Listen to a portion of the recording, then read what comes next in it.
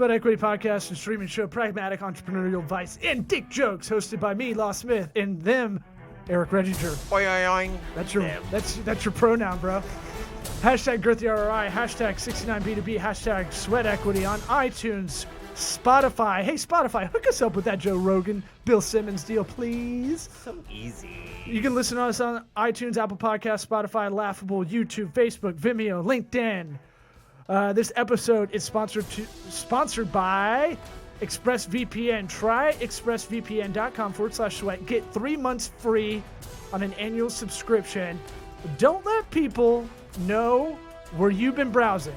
Don't even. Eric, you're my go-to. I die, you have to find this laptop on my phone. I will have so many tasks. You got a lot of stuff to that cover I up. gotta get through if you die. Do But not die. to save you some time in the probate of all that, ExpressVPN, go to tryexpressvpn.com/sweat. I can look up all the weird questions I have. Like, sometimes I'm too stupid to Google things, and that might come up, like, I'm having a stroke, in my browser history. I don't want that. You can choose the country you want to ping from. Do you know that some people look at business emails where your IPs come from, so they can tell when you're working, when you're not? So if you pick an IP, try expressvpn.com/sweat, get 3 months free, and you can pick the country you want your IP to be located. I'll go from Australia. There you go. What was that accent? Do Australia. You got that? I think we do Australia. I'm gonna run down. That's our headline sponsor. I'm gonna run down our 4 other sponsors real quick. Tryroan.com/sweat, get 20% off. Use that link in the code word bridge20 to get off your fitness wear. You need a business phone line? Try grasshopper.com/sweat. Get $75 off an annual plan. You need some accounting software? Go freshbooks.com/sweat. 30-day free trial. And Warby Parker, warbyparkertrial.com/sweat. Get 5 free pairs to try on at home. That hooks up this podcast. We got David Albright on this podcast. On this what? No! On this what? You can hit him up at Dave at abundantbs.com, and his number is 727-258-1424. We give it out in the podcast, but I want to make sure I give it out in the beginning of this show because he's going to save your business some goddamn money. Can I get a hot daddy? What about my sweat equity? Sweat equity. Sweat equity. My sweat equity. My sweat equity.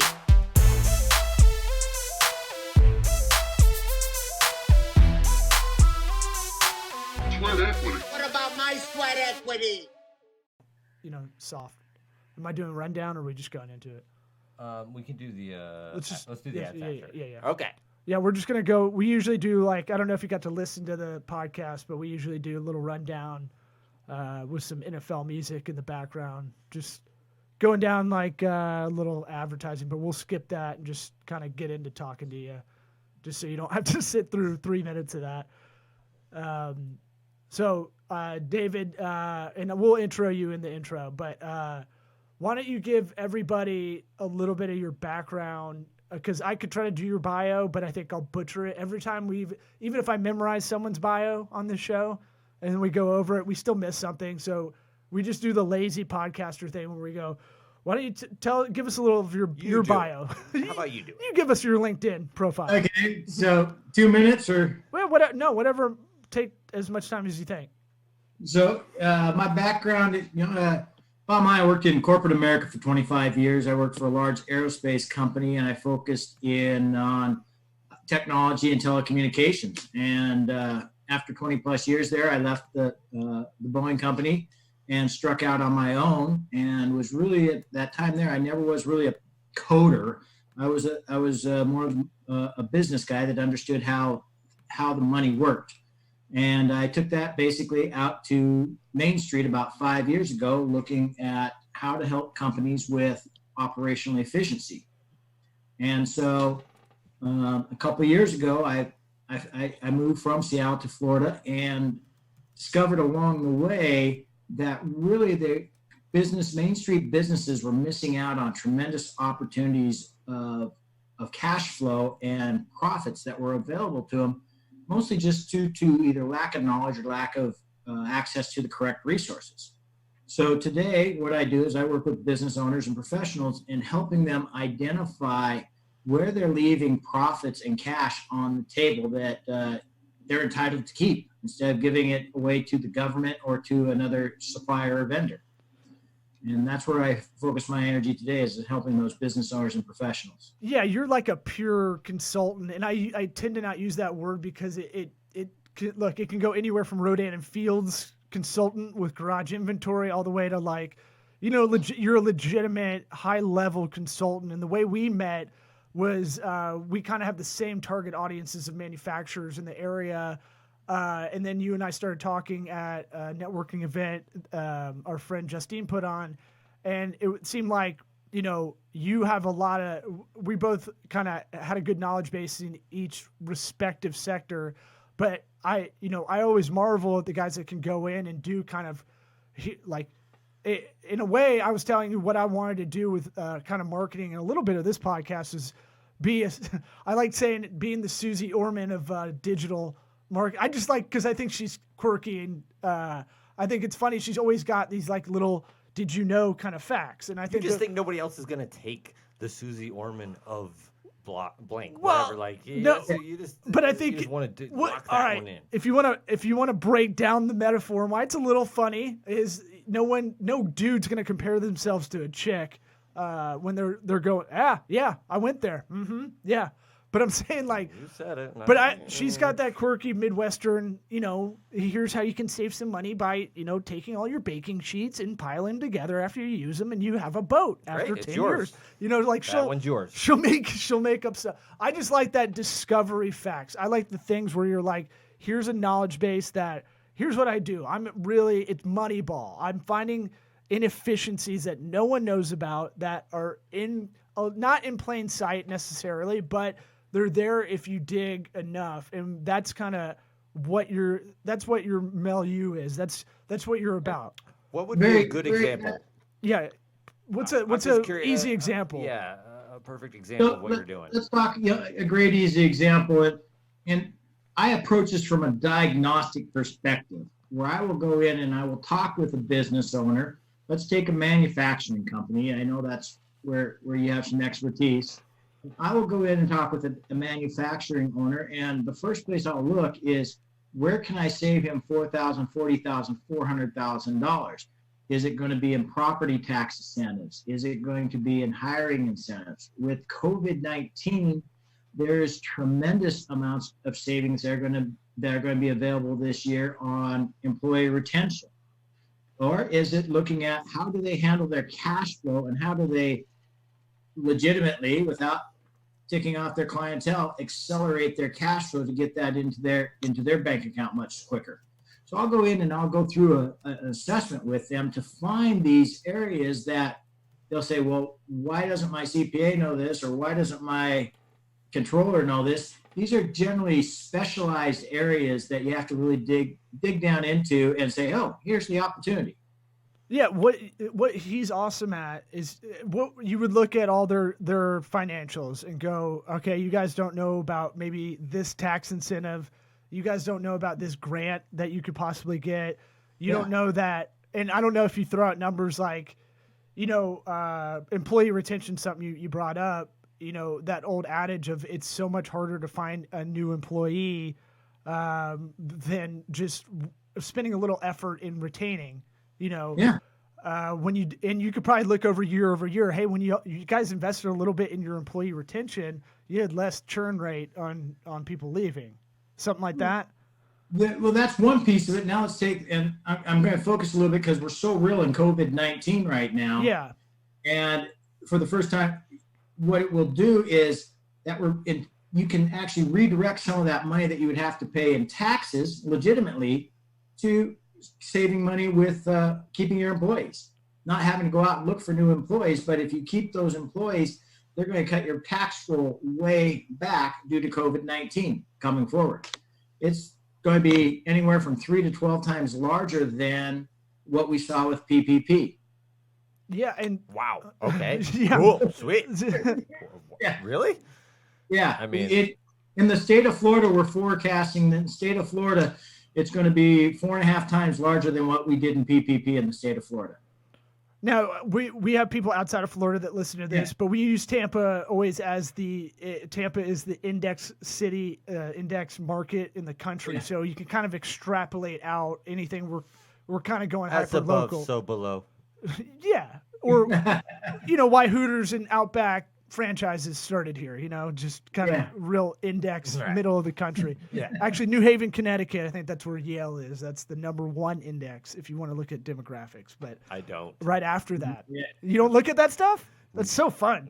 Yeah. What? So everybody in my world's talking pivot. That's the new branding. What's your brand? Was 2019 word I despised that was used too much. Mm-hmm. I would say pivot is going to be the new marketing term, and kind of LinkedIn. You're going to see a lot of influencers using that in the business world of, all that kind of stuff. A lot of Ross from Friends moving the couch memes. Is there? I don't know. Oh my God. I don't remember. Never mind. I don't even know the reference. Lots of people. I tried to build on it. And I had nothing. Reference hard. Yeah, solid. Friends is a terrible show. I can't get over that. I'd say it was a good show. Yeah. So, yeah, I couldn't get over even as 12 when we were 12 when it was out. Where there's no way you have that apartment. Right. Right. Sure, yeah. All right. So what as people kind of recover from all the economic downturn of COVID-19, what can business owners and professionals do to kind of accelerate their own recovery? Well, I'd say the first thing they can do is start to look at who are the people that have access to the knowledge, and finding about what you can do to claim and recognize these opportunities to increase your cash flow. So one of the first things you can do is that the CARES Act freed up a lot of money that allows you to reduce the amount you pay in payroll taxes. How do you take advantage of that right away?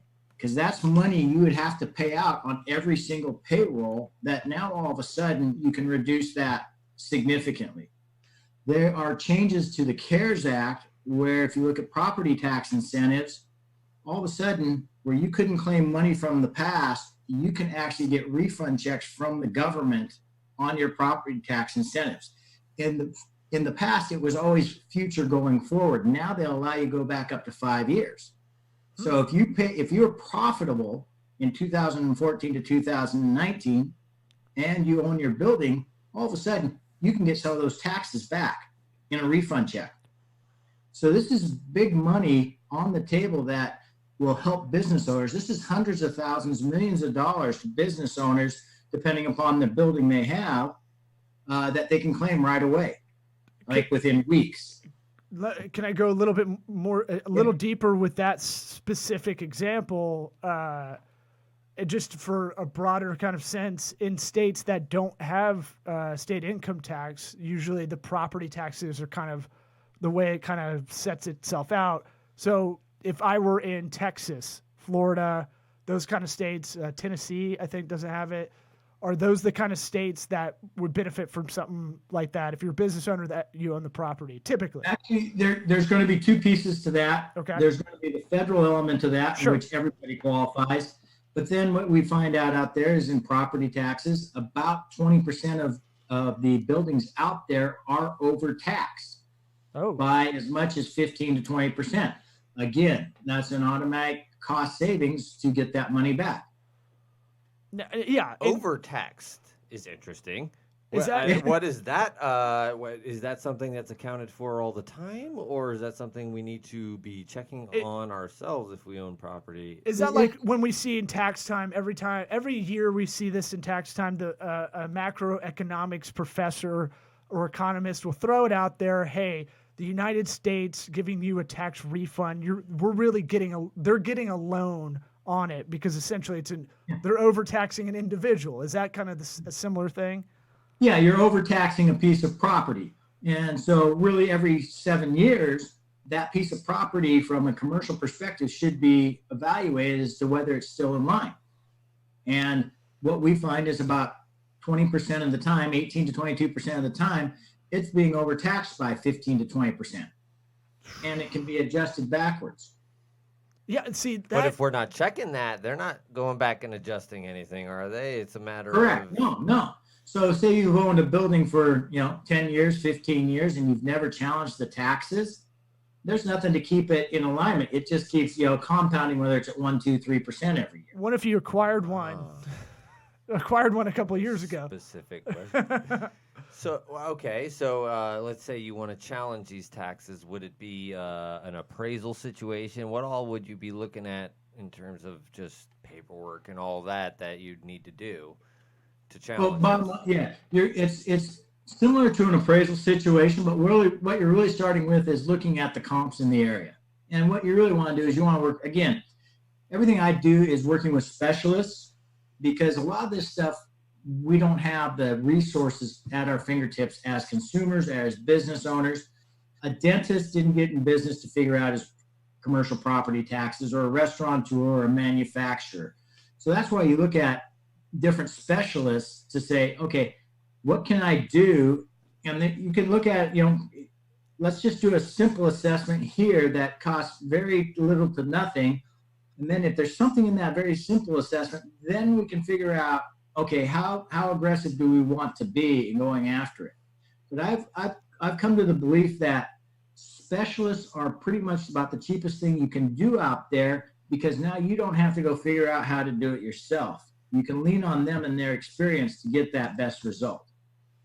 Yeah, you need to be a generalist that can, delegate out to find it. Look, and one of the reasons I wanted to get you on the show is to kind of promote you, because you and I have talked a lot in the last couple months, and you've got what we like to call little nuggets that just finding those. Look, that some people listening might not be able to kind of imagine what that example of a commercial property, because they probably don't. A lot of people don't own property for their business, but that's a huge, huge thing if you do actually own that, or one day you want to own property for your business.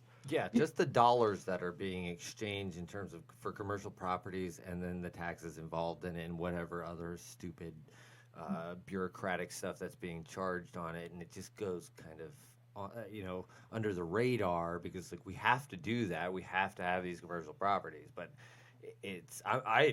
I haven't heard of this. I'm kind of blown away that you could challenge your property taxes. I didn't know this. And so to understand, there's multiple opportunities here. There's some at the federal level, some at the state level. And so, but the answer is yes, you can challenge, and at the state level. And the answer is there are entitlements at the federal level. I can find cost savings and benefits. Let's just take a macro average of about $75,000 per million. Okay. Per million in revenue. No, per million of the purchase price of. Sorry. Of the purchase price of the building. So now all of a sudden, if you can go back 5 years and you can use that money that you paid in taxes and start to reclaim it, now all of a sudden you got a nice check coming from the IRS. That you should spend in marketing. Yeah. It's where you alley-oop it. Who cares what you spend it on? Now your money. No, spend it back in employee retention. Whatever. Podcast advertising, or whatever. Yeah, what you want to advertise on this show? 75 will get you a couple ads. Yeah, I'm working with a restaurant out in San Francisco right at the moment, doing that very thing, and where we're looking at, it's a small restaurant. He's got 12 employees. He's only open during the noon hour, but all of a sudden he's looking at a couple $1,000s a week, or every 2 weeks, that he no longer has to pay in taxes because of what he's doing with employee retention and keeping his employees going.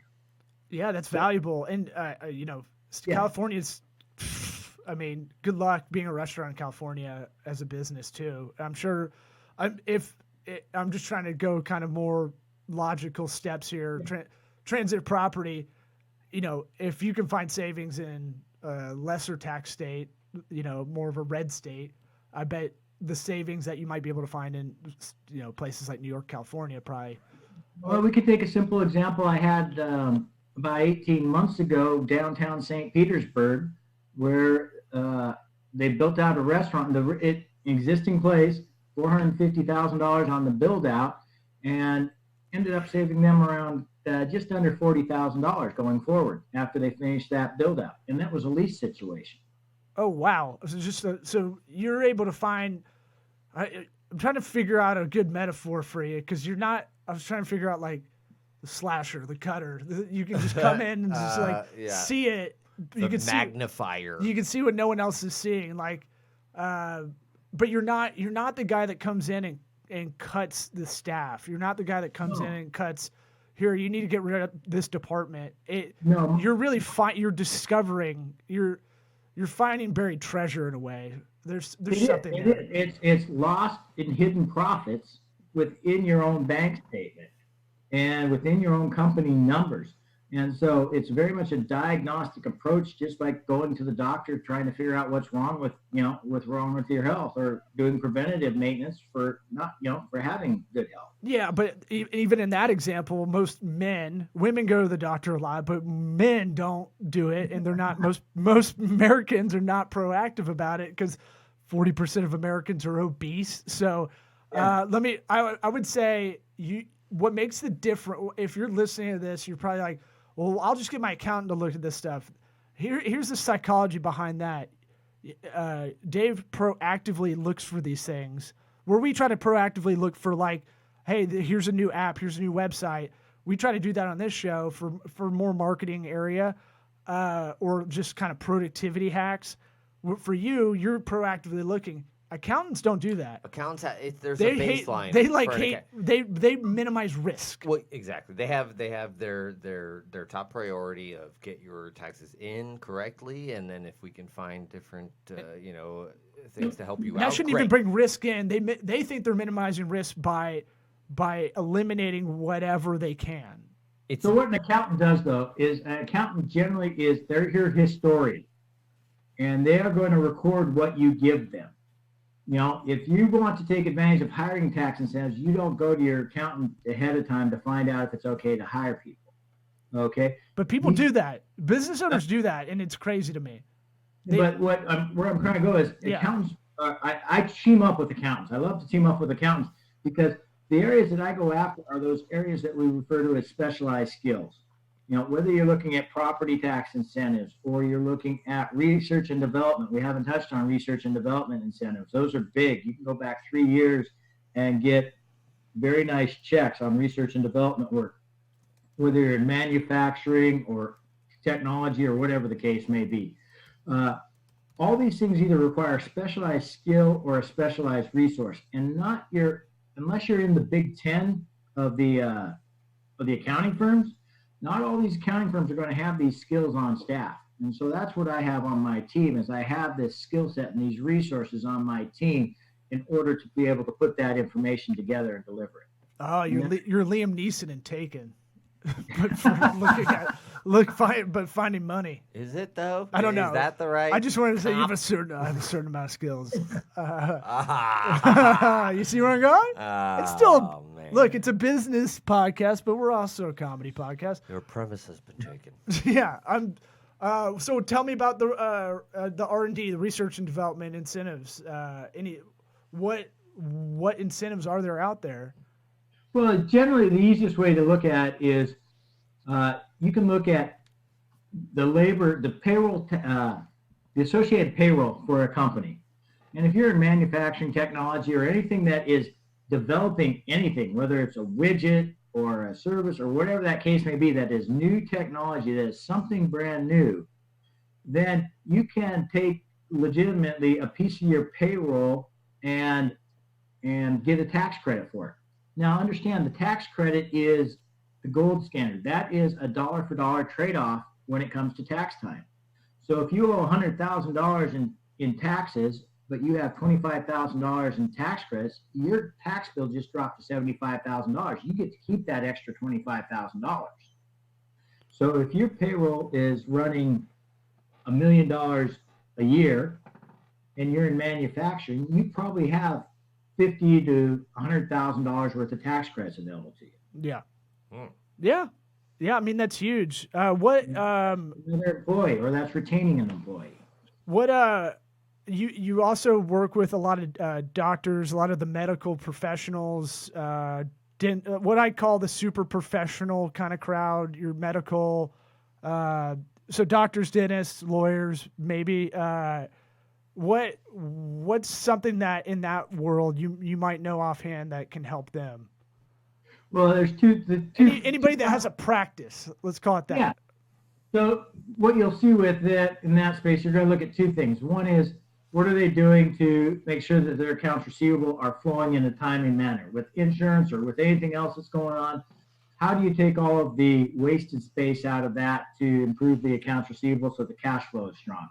But the other piece of that is so many of these doctors buy their buildings. So you're back to the property incentives again, because they are actually spending more money on the interior than you would at an industrial site for a manufacturing company. So those numbers would actually go up for them. Like leasing equipment or buying equipment and the inside. Not leasing, but property buying is most definitely an opportunity for both the equipment and the building itself. Because you get the depreciation tax. Yes, and that's all changed under President Trump, where a lot of that is accelerated as well. Coolest president of all time. Yeah. Sorry. So on-running joke. It's just like, it's something I like to go up to a table of my liberal friends and be like, hey, President Trump, coolest president of all time. All right, I'll be right back. I'll get some Walk drinks. away, baby. Yeah, and just That's how be you like, do it. or who brought that guy? You look at he and with the tax change under him, things really accelerated. But with the CARES Act, it's like on steroids. And so I guess one of the biggest cautions I offer to people are optimisms is that if you did something in 1998 didn't work, or 2004 or 2016, the entire game changed with the CARES Act and with COVID-19. So many things changed that if you made a decision in 2016 because you didn't think it was going to benefit you, and I tried that already, no, you have to go back and check again, because now they have opened it up to say, how do we get money back into the economy? So I want to make sure we have a call to action on how people can reach you if they're listening. What's the best way to get a hold of you? So the best way to get a hold of me is, I don't know how you're working on your show here, but we can either email. No, we try not to edit anything. So if you're, Okay. we'll keep all this in. No, that's the beauty of.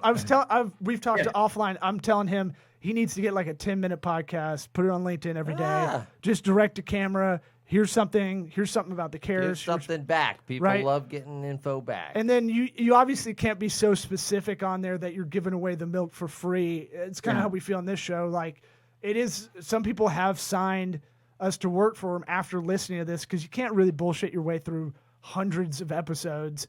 We'd be great actors. We'd be Daniel Day-Lewis. Oh my God, can you imagine, But dude? but like All these lines we've memorized.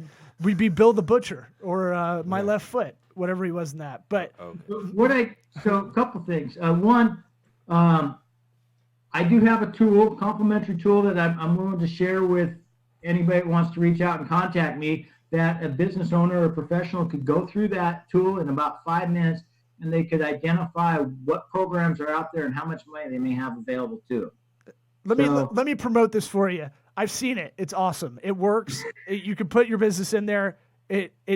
Look, it's not. I will be doing it. It's not the cutest UI UX of anything, but he made it. Okay, good. You made this thing. It's been bumped up on steroids since you saw it. What? Because of, yeah. Well, I mean, you put. Was it after Law took a big dump on it? And No, said, I was just like, this. I asked him, what do you do in a meeting? Do you show that? Do you go through it with them? Do you type it with them? Or do you go, hey, I have this algorithm here, 1 second. How do you do it? That's all I was helping him through. Like, what's the dance, It's not pretty. It's just intended to give you quick results. Hey, if it works, I mean, I will trade something that works quickly over how it animates into every time. I was just going through what that process, like, I was on the psychology level of that, right? Like, look, if you went to a lawyer and they just were like, hold on, and you saw them in the other room on Legal Zoom or something, you'd be like, what the fuck? Let me look this up real quick. But I mean, that's kind of what IP lawyers do in a way. But I would say I think it speaks volumes that you saw this as a need. You saw this as something that adds a lot of value because it quickly brings results within within one meeting. So you're not. It's almost like you want to not waste your time or their time, but you can't. There's no way you can hold on to every kind of available, let's call it discovery incentive out there. No, I'm there. When I'm in there, it's like, is there meat on the bone? How much meat is it? 4,000, 40,000, 400,000. Do you want us to go get it? Here's where it's at. So I'm sorry, I didn't mean to cut you off, but I want to make sure we get the call to action. What's the best way people can reach you? So either please send me an email at dave@abundantbs, as in businesssolutions.com, or please send me a text to 727-258-1424, and I will respond to you with I will send you a link that you can connect on. There's no obligation. There's no risk. It takes you less than 5 minutes to fill out the assessment. And at the end of the assessment, it will tell you how much money is available to you out there in savings, benefits, credits, whatever the case may be. And it won't be that thing where it's like, hey man, nothing, no money down, any of that stuff. And then you're going to get a bunch of like junk mail. Yeah. No. Like you're not trying to get people's data. You're honestly just asking them a few questions that you're not trying to get something like Just pay, and then I'll tell you all the things you can improve about. There's so many of those like fake intro calls where they're, even if they don't get you as a client, they've got you in a ClickFunnels rabbit hole, and you're like, fuck, got your email address, idiot. Oh, I've unsubscribed. I didn't know I signed up for 40 other ones too. So I'm not doing that. What you'll do is you'll have an opportunity at the end to say, yes, I want more information, or no, I don't want more information. So, how can business owners find savings, benefits, and profit enhancing opportunities available to them? Like how can they be proactive in a similar way? Well, I guess I'm not clear on your question. Can you try again? How can business owners be more proactive to be a little bit more like you, I guess? Well, I guess the one thing is to recognize that specialists exist for a reason out there. Yeah. And you've got to continue to tap on different specialists' shoulders and asking those questions. Whether I think we're going to see a massive shift here in the next 6 to 15 months. It's already happening. Again, it's all because it's COVID-19, pre-COVID and post-COVID. So the best way they can do it right now is looking at, okay, you referred to it as the pivot. It's so much more than that. How can I bring in automation that I never had before that I can now take advantage of because of the things that have changed? We are going to see we've seen spectacular adoption in the last 8 weeks. The amount of innovation that'll come out in the next 6 months is going to be spectacular. But the other piece of that is, where do they best outsource? If you are a doctor, why are you taking care of whatever it may be that has nothing to do with medicine? If you are a restaurateur, focus on running the best restaurant possible. Don't focus on areas that are not your core competency. So I would say at this point in time, the best way they can do it is say, what is my core competency? And outside my core competency, how do I get better on either automation or outsourcing? Right. When I had my agency, it was like the first two things I did was I'm terrible at accounting and I hate it and I don't care about it. And so got my accountant. But the first thing I did was business attorney. Because digital, everything's tangible or intangible. So it's like, I want tight contracts. I spent a lot of time, and I would get them both together once a quarter for a while and go explain how you're going to explain to me like I'm 5. Explain how laws are made. Because your accountant and business attorney should kind of know a little bit what each other's doing in a way, and show me how we're going to set up a holdings company that's going to protect this, that we're going to have a feeder system. I don't get it. So stuff like that. But I wanted to come out of the gate and be like, I don't want to have too much pride and say, I know what this is, or try to Google me right, But the last question I want to make sure I ask before we're running out of time is, we ask all our guests, we try to ask everybody, obviously you're an expert in your field. I bet we could probably talk to you for about 3 hours, and I want to get you back on a lot to kind of give us whatever new things. Maybe on a monthly basis, you come on and just go, hey, y'all don't know about this. Y'all don't know about this. Here's some cool. Sounds ever changing. Right. What you're doing. Right. And always a need. But I would say, what's the advice you would give your 13-year-old self? You could go back in a time machine, go talk to yourself, and then you got like a minute, and then you got to bounce. If you can talk to your 13-year-old self, what would you tell it yourself? I would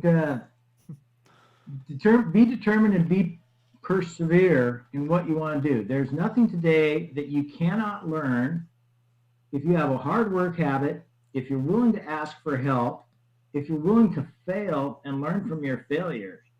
There's pretty much nothing you can't do. Whether you want to own a business, be a doctor, travel the world, there's so much resource out there. It's available to you if you'll work hard, ask for help, and learn. Yeah. And you're going to fail. You're going to fail a ton. You're going to learn more from failing than you are from succeeding. Oh, trust us. We know. Yeah. I mean, We're on the board. It's kind of why we do this show. We want to learn from people that have been there, and we're looking for people to fail harder than us. The ones that are worse off than we Our are. president was bankrupt 4 times. I mean, there's failure all around us, but he became president. Still, I mean, So inspiring. he's the best president of all time. But I'm saying, did he learn from it? I'll say these opinions are not reflective of Dave's. But thanks for coming on. You've got to make America great again hat right off camera. All right, thanks for coming on, man. I appreciate it. Thank you. Appreciate the opportunity. I'll give you. Happy to do so. I'll give you a ring sometime this week, brother. Very good. Thanks. All right. Sweat equity.